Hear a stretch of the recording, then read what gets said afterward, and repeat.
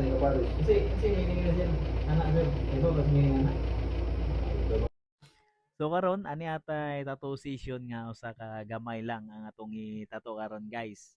Usa ka minimalist tattoo ug unya cover up tattoo ning atong pagabuhaton karon kay magpatabo ni si Sir. Kani si Sir client nato karon nagpatato na nako last 3 years man siguro ang nilabay or 4 years. Naraan na guys, 3 years kapin. Ngadto sa Picas forearm namo gibutang ang tattoo namo ato niya sa una usa ka colored tattoo. Kumpas to siya nya na ay mga lubid-lubid. Concept ra gyapon sa seaman kay usa ka seaman man ni ato ang client. So karon ibalik si Sir diri sa shop kay para magpa-cover up tattoo aning iyahang bagong tattoo.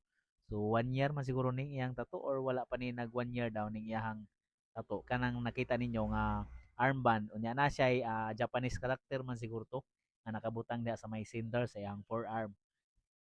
Ang meaning daw ato nga Japanese character nangutana ko ni Sir kay forever dato.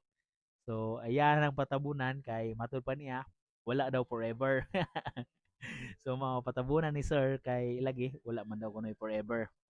Ako siya gingnan nga na ay forever sir kay kanang tattoo day forever man na.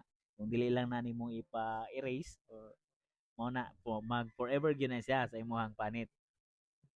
So mo na among gitabunan to nga mao nga words forever daw.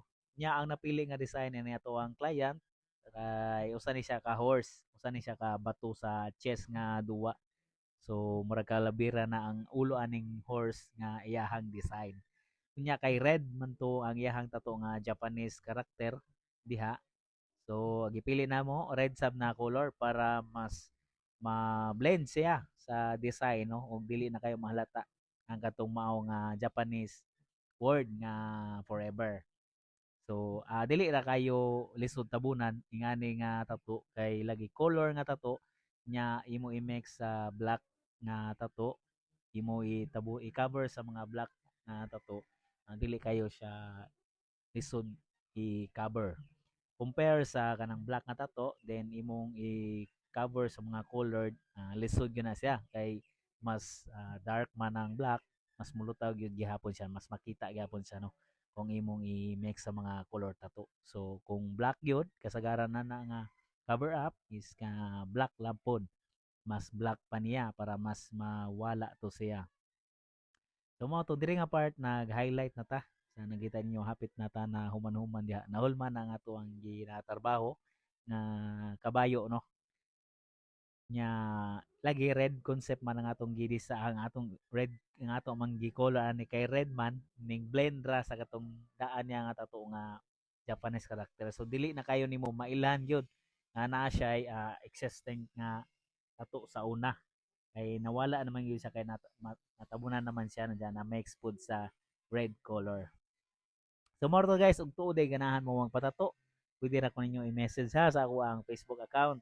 Ihok Segundo Junior. Pwede po sa ako ang Facebook page, Yunel Tattoo. Nya, pwede po sa ako ang Instagram guys at Yunel Tattoo. Bakante pa ta this month, dagan pa tag slot nga mga bakante guys kung ganahan mo magpatato diha. Message lang mo, pwede ra mo magpahimo po og design.